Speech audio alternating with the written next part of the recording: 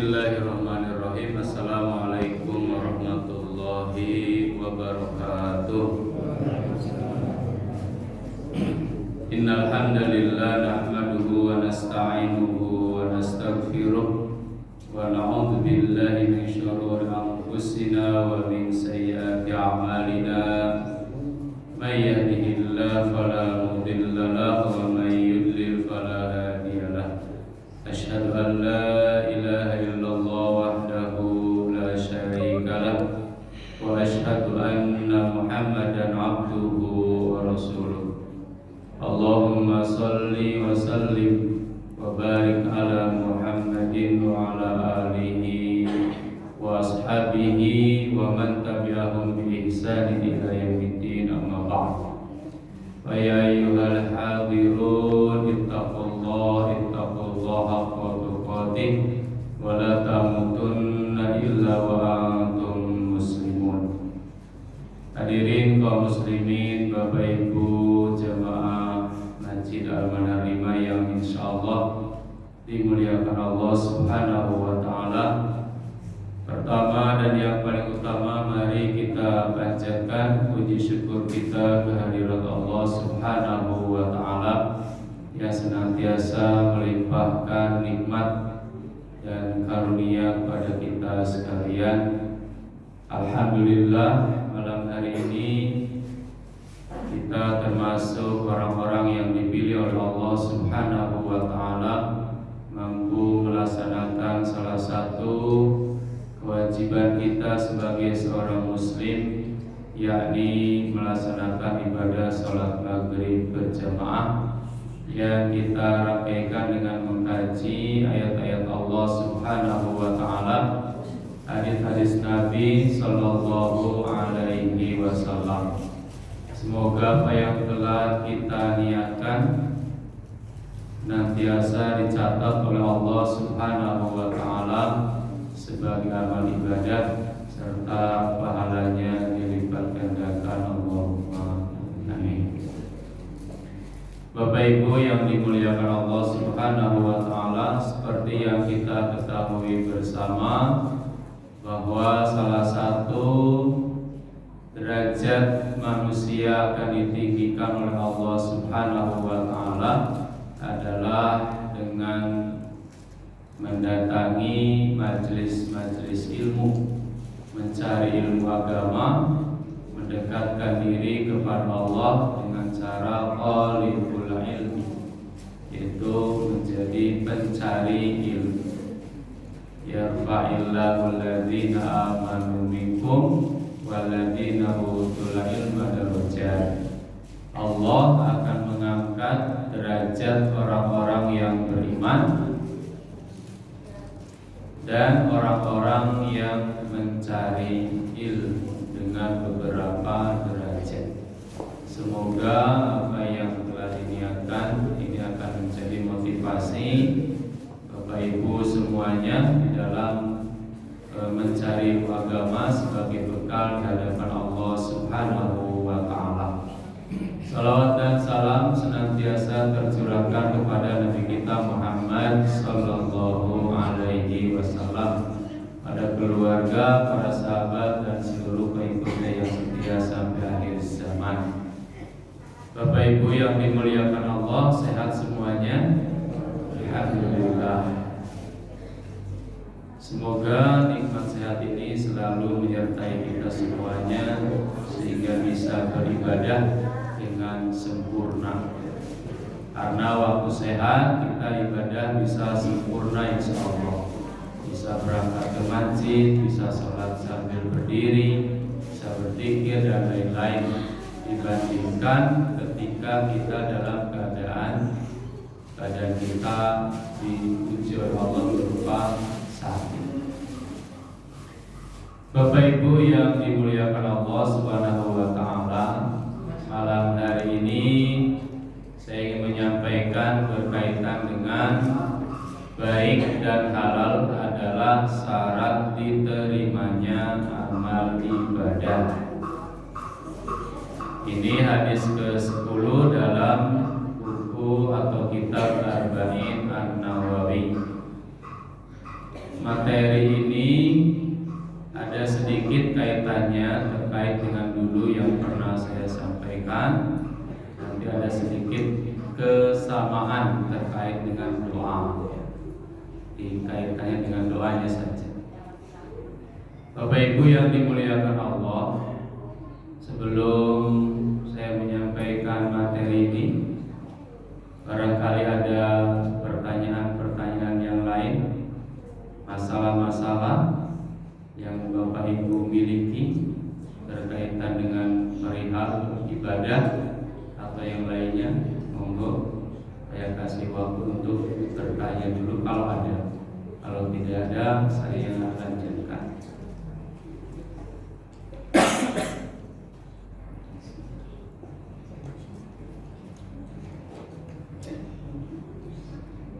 Ada Bapak Ibu sudah menyiapkan pertanyaan? Ada nopo boten? Tidak ada. Oke. Baik, saya lanjutkan. Di dalam hadis ini dari Abu Hurairah, an Abi Hurairah radhiyallahu anhu qala. Dari Abu Hurairah, semoga Allah meridhoinya, dia berkata, qala Rasulullah sallallahu alaihi wasallam. Rasulullah sallallahu alaihi wasallam bersabda, Inna Allah ta'ala thayyibun la yaqbalu illa thayyiban. Sesungguhnya Allah Subhanahu wa ta'ala itu adalah Zat yang maha baik, la yaqbalu illa thayyiban, dan dia tidak akan menerima kecuali sesuatu yang baik-baik pula. Wa inna Allaha amaral mu'minina bima amara bihil mursalin. Dan sesungguhnya Allah memerintahkan kepada orang-orang mukmin, kepada orang-orang yang beriman, bima amara bihil mursalin, sebagaimana yang Allah perintahkan kepada para rasulnya. Wa qala ta'ala, kemudian Allah Subhanahu wa ta'ala berfirman, ya ayyuhar rusul, wahai para rasul, kulu minat thayyibati, makanlah apa-apa yang baik, wa'malu sholihah, dan berbuatlah amal soleh. Wa qala ta'ala, ya ayyuhalladzina amanu, wahai orang-orang yang beriman, kulu min thayyibati ma razaqnakum, makanlah oleh kalian dari sesuatu yang baik dari apa yang telah kami rizkikan kepadamu. Ini ada di dalam surat Al-Baqarah ayat 172. Kemudian hadis ini lanjutannya adalah tsumma dzakara ar-rajulu yutilus safara ash'ata akbar yamuddu yadayhi ila sama ya rabbi wa mat'amuhu haramun wa mashrabuhu haramun wa udiya bil haram fa aina yustajabu lah.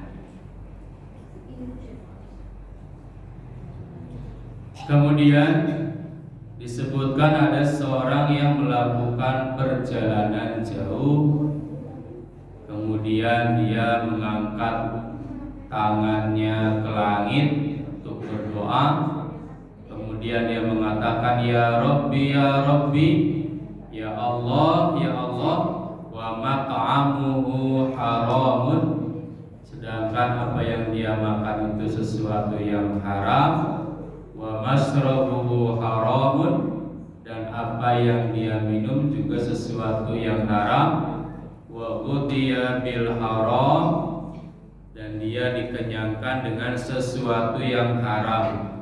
fa aina yustajabulah, fa aina yustajabulah. Maka bagaimana mungkin doa itu akan dikabulkan? Bapak Ibu yang dimuliakan Allah Subhanahu wa taala, hadis ini merupakan dasar Islam dan pondasi dari bangunan hukum Islam. Pondasi itu artinya, namanya pondasi ya, adanya di bawah. Artinya sebagai landasan untuk kuat-kuat dari satu bangunan. Sebelum kita mendirikan rumah, gedung ataupun yang lainnya, maka yang pertama kali dibangun adalah pondasinya, supaya bangunan itu bisa menjadi kuat, kokoh dan lain-lain. Sehingga pondasi juga sekarang sudah berkembang. Ada pondasi dulu mungkin biasa, sekarang ada pondasi cakar ayam, mungkin kedepannya ada cakar apa lagi ya, yang lebih kuat lagi. Ini namanya ilmu selalu berkembang. Nah, di sini merupakan dasar atau pondasi dari bangunan hukum Islam. Juga merupakan pijakan dari keharusan mendapatkan barang yang halal dan menjauhi barang yang diharamkan. Dengan hadis ini, maka banyak manfaat yang bisa dipetik oleh kita selaku pencari ilmu, orang-orang yang beriman, masyarakat yang beriman. Di antaranya adalah masyarakat yang mencintai dan membenci saudaranya sebagaimana terhadap dirinya sendiri. Masyarakat yang berpijak pada hukum-hukum yang digariskan dengan syariat atau tuntunan agama, dan masyarakat yang cukup puas dengan barang yang halal. Masyarakat yang puas, yang cukup dengan barang yang halal, barang yang berkah dan baik dalam segala hal, baik makanan, minuman maupun pakaian. Sehingga mereka pun hidup dalam situasi yang aman, penuh dengan kebaikan. Ini makna secara umum dari hadis ini. Bapak Ibu yang dimuliakan Allah Subhanahu wa taala, barang yang baik dan barang yang bisa diterima atau makbul. Sabda Nabi sallallahu alaihi wasallam, "Innallaha thayyibun." Sesungguhnya Allah itu adalah zat yang maha baik. La yaqbalu illa thayyiban. Dan Dia Allah tidak menerima kecuali sesuatu yang baik-baik saja. Dengan kata lain, kalau itu sesuatu yang buruk, sesuatu yang jelek, maka pasti tidak akan diterima oleh Allah Subhanahu wa ta'ala. Apapun yang kita lakukan, amalan ibadah terutama, Allah hanya akan menerima amal ibadah yang baik, yang benar, sesuai dengan tuntunan petunjuk dari Nabi Sallallahu Alaihi Wasallam. Jadi Allah hanya akan menerima perbuatan, hanya akan menerima harta, benda, ucapan, dan juga keyakinan yang baik. Berarti kalau ada harta yang tidak baik, maksudnya harta tidak baik dalam rangka mencarinya atau dipakai di dalam hal yang tidak baik, maka otomatis tidak akan diterima ucapan dan juga keyakinan. Sekarang banyak berkembang isme-isme, ajaran-ajaran yang kelihatannya baik, tetapi kadang tidak sesuai dengan tuntunan ajaran agama Islam. Bapak Ibu yang dimuliakan Allah, Allah tidak akan menerima amalan. Allah tidak akan menerima amalan kecuali amalan tersebut baik dan bersih. Kecuali apa Bapak Ibu? Amalan itu baik dan bersih. Bersih dari apa? Bersih dari segala penyakit.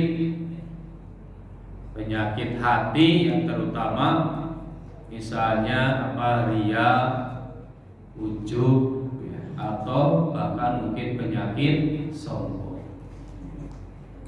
Allah tidak akan menerima sholat seseorang kalau sholatnya ada di dalamnya penyakit ria.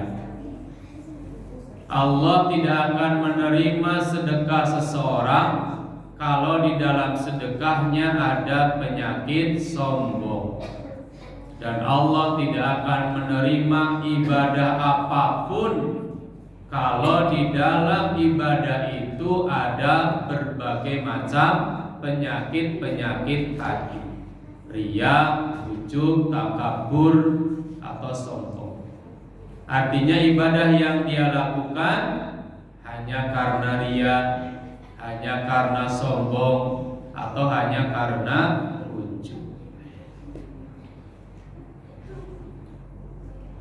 di beberapa pertemuan yang lalu sudah disampaikan 3 golongan yang akan pertama kali menjadi penghuni neraka. Dan amalan yang mereka lakukan ini bukan main-main, kata orang Jawa ya. Bukan main-main, ibadah yang luar biasa, ibadah yang besar. Di antaranya adalah orang yang bersedekah, orang yang berjihad, dan orang yang gemar membaca Al-Quran. Tetapi 3 kelompok ini ternyata menjadi kelompok pertama yang dilemparkan oleh Allah ke dalam neraka. Dan bukan hanya itu, mereka dilemparkan dalam keadaan kepalanya di bawah. Apa penyebabnya? Penyebabnya tidak lain adalah karena ibadah yang mereka lakukan ada penyakit di dalamnya. Salah satunya adalah penyakit ria atau ingin dipuji oleh manusia. Padahal di dalam ibadah itu kita tidak mencari pujian. Hati-hati dengan pujian, karena pujian itu termasuk ujian. Bahkan Nabi pernah mengatakan, ada salah seorang sahabat yang memuji, maka dikatakan, ya Allah, janganlah aku dicelakakan dengan pujian ini. Bahkan ada hadis yang menyebutkan, lemparlah dia dengan tanah. Ketika ada orang yang memuji, suruh dilempar dengan tanah. Ini para salafus sholih saking mereka berhati-hatinya terhadap pujian. Jadi Bapak Ibu, di dalam ibadah yang kita lakukan ini jangan sampai ada sedikit pun niat karena ingin dipuji oleh manusia. Betul-betul ikhlas murni, hanya mencari ridho Allah Subhanahu wa ta'ala. Sebagaimana sabda Nabi sallallahu alaihi wasallam, "Wa ma umiru illa liya'budullaha mukhlishina lahuddin." Jadi betul-betul ikhlas semata-mata mencari ridho Allah Subhanahu wa ta'ala. Dalam hadis ini Nabi mengatakan, "Innallaha thayyibun la yaqbalu illa thayyiban." Sesungguhnya Allah zat yang maha bersih, zat yang maha baik, dan tidak akan menerima kecuali sesuatu yang bersih pula. Bapak Ibu yang dimuliakan Allah Subhanahu wa ta'ala, Allah tidak akan menerima harta benda yang diinfakkan. Allah tidak akan menerima harta benda yang disedekahkan atau dizakatkan kecuali yang baik dan halal. Kecuali yang baik dan halal. Sedekah kita, infak kita, zakat kita tidak akan diterima oleh Allah apabila harta yang kita zakatkan, harta yang kita sedekahkan, harta yang kita infakkan bukan harta yang baik dan halal. Karena itu Rasulullah SAW selalu mendorong agar kita semua, agar seseorang bersedekah dengan harta dari hasil usahanya yang halal dan juga baik. Maka ayatnya kan banyak diiringi, makanlah makanan yang halal dan baik. Bapak Ibu yang dimuliakan Allah Subhanahu wa ta'ala, demikian pula menyangkut ucapan, bahwa ucapan itu tidak akan diterima oleh Allah kecuali yang baik, sebagaimana firman-Nya dalam surat Fatir ayat ke-10, "Ilaihi yas'adul kalimut thayyibu wal amalus shalih yarfa'u." Kepadanya lah naik perkataan-perkataan yang baik-baik saja. Wal amalus shalih, dan perbuatan yang shalih. Amal yang baik, amal yang sesuai dengan tuntunan Allah Subhanahu wa ta'ala. Berarti kalimat-kalimat yang buruk, ucapan-ucapan yang tidak baik, ucapan-ucapan yang kotor tidak akan naik sampai ke hadapan Allah Subhanahu wa ta'ala. Begitu pula amalan-amalan yang buruk, amalan-amalan yang tidak sesuai dengan petunjuk Nabi tidak akan sampai kepada Allah Subhanahu wa ta'ala. Dari mana kita tahu amal itu buruk dan baik? Ya tentunya dengan ilmu. Kita tidak akan tahu amalan itu baik atau buruk tanpa ilmu. Tidak akan tahu. Bapak Ibu yang dimuliakan Allah, setan itu lebih menyukai orang-orang yang bermaksiat, setan itu lebih menyukai orang-orang yang melakukan ibadah tanpa ilmu, ibadah yang tidak ada tuntunannya dari Nabi, daripada orang yang bermaksiat kepada Allah. Kenapa? Karena orang yang berbuat dosa, orang yang berbuat maksiat kepada Allah, yang melakukan keburukan dan kejahatan, suatu saat mereka bisa bertaubat, bisa meminta ampun, bisa memohon istighfar kepada Allah. Tapi kalau orang-orang yang beribadah tanpa ilmu, ibadahnya tidak ada tuntunannya dari Nabi, pelaku-pelaku perbuatan yang baru,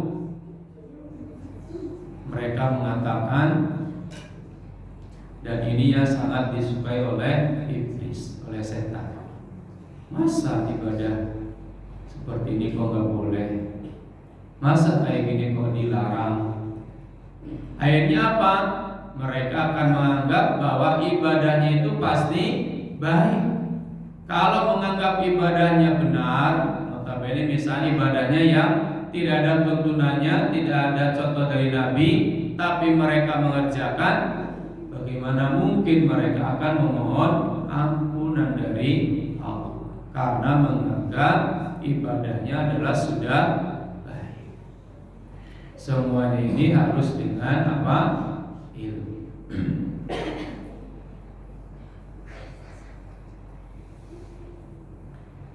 Jadi ucapan yang naik yang sampai kepada Allah, ibadah yang sampai kepada Allah hanya yang baik-baik saja.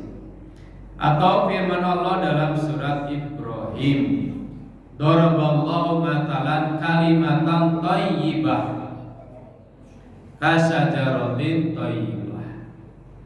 Allah telah membuat perumpamaan kalimat yang baik seperti pohon yang baik. Lanjutan ayatnya, akarnya temancep yang disol, kemudian tangkainya menjulang ke langit. Wa matalu kalimatin khabithatin kasajaratin khabithatin tusta. Dan perumpamaan kalimat yang buruk seperti pohon yang buruk pula. Dan siapapun tidak akan selamat di sisi Allah kecuali orang mukmin yang baik. Yang baik adalah orang-orang yang beriman dengan sebenarnya. Imannya bukan kamuflase, imannya tidak pura-pura, tidak ada ria di dalamnya, tidak ada penyakit sombong. Bapak Ibu yang dimuliakan Allah Subhanahu wa taala. Kemudian yang berikutnya adalah cara agar amal menjadi baik dan bisa diterima oleh Allah. Faktor terpenting yang menjadikan perbuatan kita sebagai seorang muslim baik dan bisa diterima oleh Allah adalah makanan yang baik dan halal. Sebagaimana dalam firman Allah tadi dalam surat Al-Mu'minun, ya ayyuhar rusul kulu minat thayyibati wa'malu sholihah.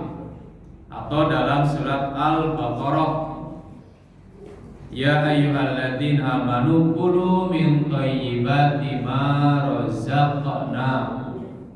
Wahai orang-orang yang beriman, makanlah dari apa yang telah aku rizkikan kepadamu, minat thayyibat, dari sesuatu yang baik-baik saja. Atau ayat yang lain, kulu mimma fil ardi halalan thayyiba. Salah satu faktor yang akan menyebabkan amal ibadah kita diterima Allah adalah makanan yang baik dan halal.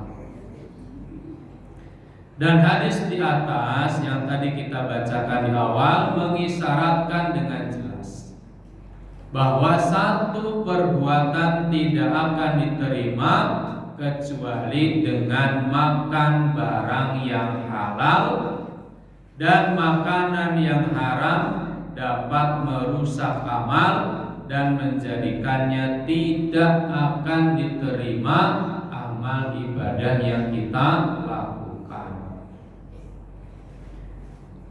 Karena setelah Nabi SAW bersabda, sesungguhnya Allah itu zat yang baik, tidak menerima kecuali yang baik, dan yang diperintahkan kepada para rasul adalah, wahai para rasul, makanlah dari makanan yang baik-baik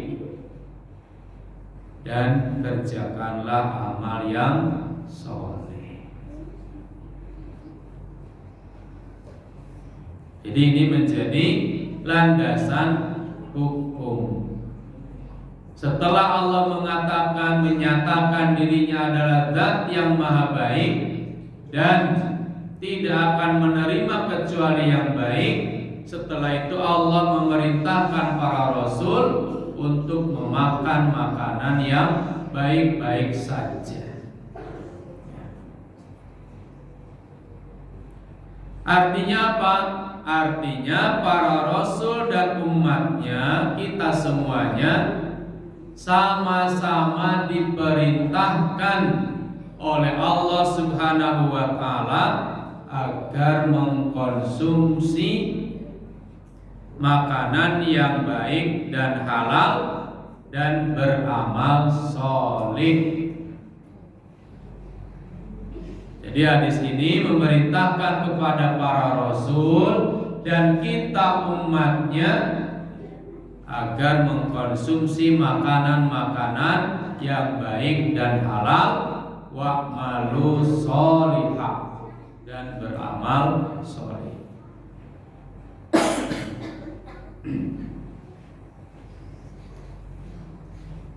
Sedangkan makanan yang tidak halal atau makanan yang haram, bagaimana mungkin akan melahirkan amal yang diterima oleh Allah Subhanahu wa Ta'ala.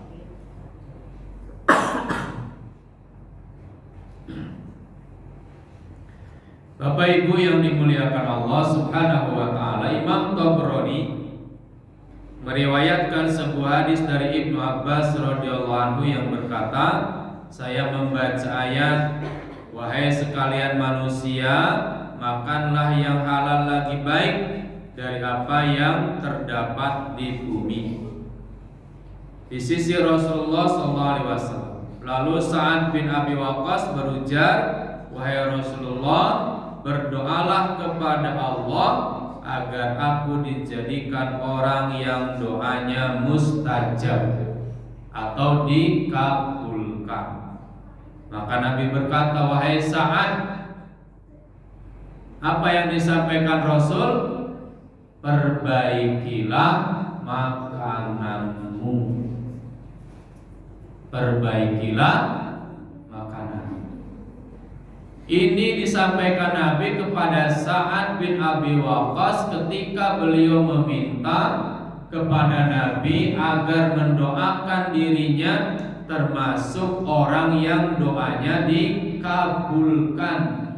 Tapi apa yang disampaikan Nabi pertama kali adalah, wahai Sa'ad, perbaikilah apa? Makananmu. Berarti makanan yang halal memiliki peranan penting bagi kita terkait dengan diterima dan tidak diterimanya doa yang kita panjatkan. Perbaikilah makananmu wahai Sa'ad, niscaya engkau dijadikan sebagai orang yang doanya mustajab. Jadi Bapak Ibu yang dimuliakan Allah, bila Bapak Ibu ingin doanya dikabulkan, perhatikan, perbaiki makanan yang kita makan.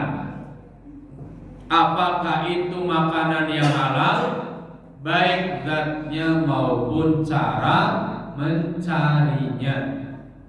Apakah didapatkan dengan cara yang halal, atau justru sebaliknya, makanan itu didapatkan dari hasil yang diharamkan, hasil korupsi, hasil mencuri, hasil mendolimi orang, dan lain-lain. kalau ingin doa kita dikabulkan Allah Subhanahu wa ta'ala. Mendoan halal, ayam halal, kambing halal, tapi itu bisa menjadi haram dimakan kalau cara mendapatkannya dari sesuatu yang diharamkan, mencuri, hasil korupsi.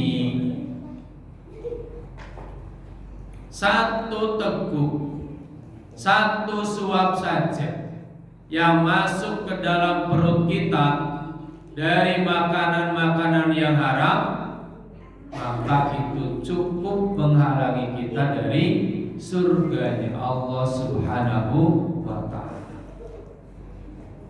Berarti bahayanya besar atau kecil Bapak Ibu? Besar.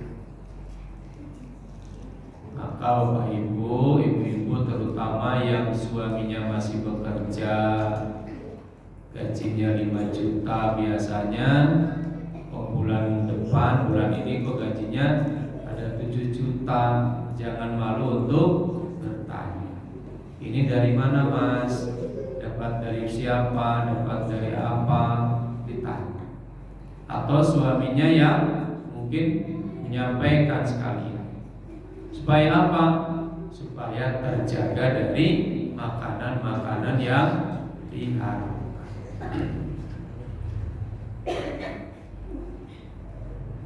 Sebutkan sesungguhnya orang yang di dalam rongganya terdapat satu suap barang yang haram, niscaya tidak akan diterima amalnya selama 40 hari. Satu suap. Apa ada orang yang makan satu suap? Enten apa boten enten? Boten enten. Masa makan cuma satu suap? Enggak ada. Ya, yang terakhir, suapan terakhir. Makan sepiring kan paling tidak 5 atau sampai 10 suap, tergantung orangnya. Kalau itu ternyata makanan yang dimakan adalah dari hasil yang haram, kalau makanannya mungkin si halal, ayam, kambing, nasi itu halal. Tapi mencarinya atau mendapatkannya dari jalan yang halal atau haram. Satu suap saja 40 hari ibadah kita tidak diterima oleh Allah. Apalagi kalau lebih dari satu suap. Naudzubillah. Maka hati-hati. Dan siapapun hamba yang daging tubuhnya tumbuh dari barang yang haram, maka neraka lebih utama baginya. Naudzubillah. Sementara Abu Yahya Al-Qattat meriwayatkan dari Mujahid dari Ibnu Abbas yang berujar bahwa Nabi bersabda, Allah tidak akan menerima sholat seseorang yang di dalam rongganya terdapat barang yang haram.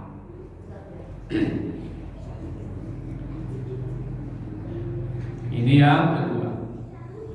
Jadi syarat diterima amal seseorang, salah satu faktor utamanya adalah makanan yang halal. Makanya gawa martabak halal, martabak semartabak haram, tapi uangnya dari hasil ngapusi, dari hasil mencuri, dari hasil menjamret misalnya, dan lain-lain. Maka ini akan menyebabkan penyesalan yang sangat besar.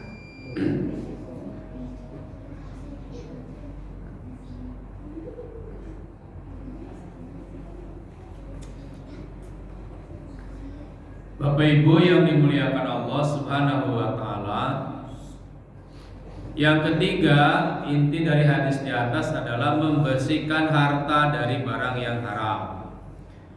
Jika harta kita dihinggapi barang yang haram, maka ia wajib membersihkan barang tersebut. Bila pemilik barang asli itu tidak diketahui, maka barang tersebut harus disedekahkan agar memberikan pahala bagi pemilik sebenarnya. Sedekahkan untuk hal-hal yang sifatnya umum, perbaikan jalan, ya. Perbaikan apa yang umum-umum dan lain-lain seperti itu. Sementara pendapat yang masyhur dari Imam Syafi'i rahimahullah mengatakan bahwa barang yang haram tersebut harus dipelihara dan jangan disedekahkan kecuali setelah jelas pemiliknya, disimpan. Fudail bin Iyad berpendapat bahwa barang yang haram tersebut harus dilenyapkan atau dibuang ke laut dan tidak bisa digunakan untuk sedekah, karena melakukan taqarrub atau mendekatkan diri kepada Allah hanya dengan barang yang baik-baik saja. Namun Ibnu Rajab meyakini bahwa cara yang sahih adalah mensedekahkan barang tersebut, karena melenyapkan dan menghancurkan barang itu dilarang. Sedekah yang diniatkan atas nama pemiliknya itu dimaksudkan agar bisa memberikan manfaat baginya di akhirat, di mana ia tidak bisa memanfaatkan harta tersebut ketika hidup.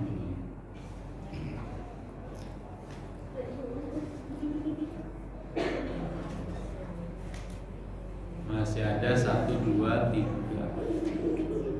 Ini secara garis besar hadis ke-10 dari kitab Arba'in An-Nawawi. Jadi Bapak Ibu yang dimuliakan Allah Subhanahu wa taala, salah satu faktor terpenting di dalam Allah menerima amalan kita sesuai dengan deklarasi Allah Subhanahu wa taala, pernyataan Allah Subhanahu wa taala, innallaha thayyibun la yaqbalu illa thayyiban. Sesungguhnya Allah ini zat yang maha thayyib, yang maha bersih dan tidak akan menerima kecuali yang bersih saja, baik ucapan, keyakinan, ya, makanan, pakaian, dan lain-lain, harus semuanya yang baik-baik saja. Artinya yang baik itu di dalam mendapatkannya atau di dalam mencarinya. Kalau zatnya, insya Allah kita hanya memakan makanan yang halal zatnya. Yang kita makan sehari-hari adalah makanan yang halal zatnya. Yang dimaksudkan baik di sini adalah baik di dalam mencarinya, halal di dalam mendapatkannya, diperoleh bukan dengan cara yang diharamkan oleh Allah Subhanahu wa ta'ala. Bapak Ibu yang dimuliakan Allah Subhanahu wa ta'ala, ini yang bisa disampaikan, mudah-mudahan menjadi ilmu, motivasi buat saya pribadi yang menyampaikan, atau umumnya untuk jamaah semua yang hadir pada kesempatan yang berbahagia ini. Semoga Allah Subhanahu wa ta'ala senantiasa menjadikan kita istiqomah di dalam ketaatan, kesabaran, keimanan, dan ketakwaan kepada Allah Subhanahu wa ta'ala. Kurang lebihnya mohon maaf bila ada penyampaian yang kurang, apalagi salah. Ini adalah kesalahan dan kekurangan saya di dalam memahami agama. Mudah-mudahan Allah mengampuninya.